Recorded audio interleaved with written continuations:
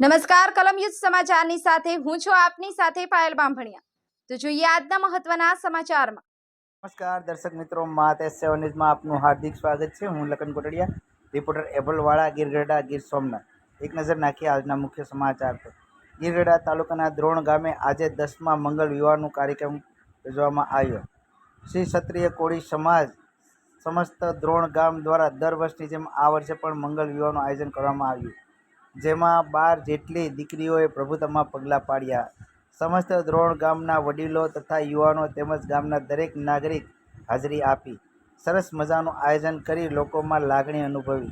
દરેક દીકરીઓના મંડપ પોતપોતાના ઘર આંગણે રાખવામાં આવ્યા, તેમજ સમસ્ત ગામ તથા મહેમાનોનું જમણવાર એક સાથે કોળી સમાજની વાડીમાં રાખવામાં આવ્યું। દીકરીઓને કરિયાવર તરીકે ભેટ અર્પણ કરનાર શામજીભાઈ સોમાભાઈ જોડિયા તરફથી 12 દીકરીઓને 12 સ્ટીલના બેડા આપવામાં આવ્યા, તેમજ સ્વ જયાબેન ભીમભાઈ મકવાણા તરફથી 12 દીકરીઓને 12 દિવાલ ઘડિયાળ આપવામાં આવી।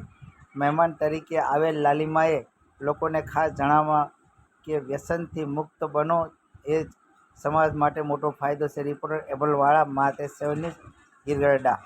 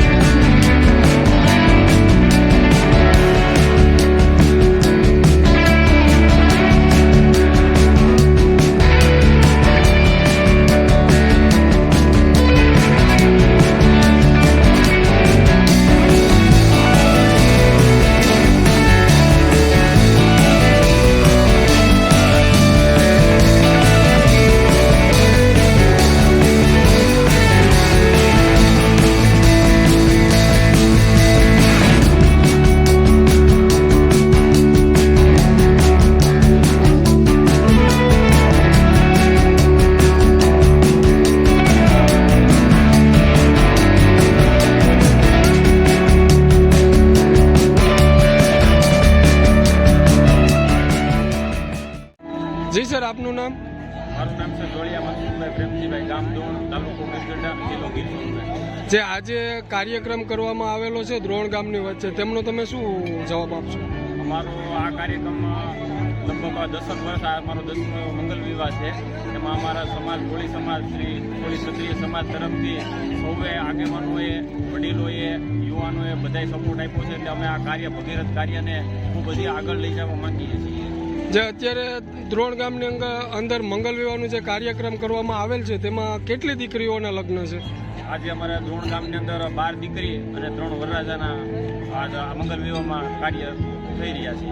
અને જે દીકરીઓને ભેટ રૂપે શું આપવામાં આવે છે? દીકરીઓને ભેટ રૂપે જે કોઈ દાન ભેટ કરે છે અથવા કોઈ દાતાઓ શ્રી આપે છે, એ બધું જે અહીંયા થાય છે એ બધું દીકરીઓને દેવામાં આવે છે। અંદાજિત તમારે ગામની અંદર જે અત્યારે સ્વયંસેવક કામ કરી રહ્યા છે તે આખા ગામના છોકરા છે? અમારા આખો ક્ષત્રિય કોળી સમાજ બધાય વડીલોથી માંડી યુવાનો, વડીલો હોય ગમે તેટમાં કોળી સમાજ આખો બધાય સપોર્ટ કરી રહ્યા છે, બધાય સહકાર દઈ રહ્યા છે અને બધાય કાર્યમાં જોડાયેલા છે। જે તમે આ કાર્યક્રમ કરો છો દીકરીના લગ્ન, તે માંડવા વિશે તમે શું કહેશો? માંડવા અહીંયા એક સાથે રાખવામાં આવે છે કે અલગ અલગ પ્રકાર? માંડવો પોતપોતાને ઘરે રાખવામાં આવે છે અને જમણવાર અમારે મહેમાનો આવે ત્યારે સાંજે પણ જમવામાં આપવામાં આવે છે અને પછી જ્યારે જાન આવે છે ત્યારે પણ બપોરે જમવામાં આપવામાં આવે છે। તમે લોકોને શું સંદેશો દેવા માંગો છો? અમે તો સંદેશો લોકોને આપવા માંગીએ એવા છીએ કે આ કાર્ય કાયમી માટે ચાલુ રાખવાનું છે અને બધાય આમાં જો આ ભગીરથ બને અને બધાય સપોર્ટ આપે તો આ કાર્ય સાવ સફળતાપૂર્વક કાર્ય થઈ ગયું છે।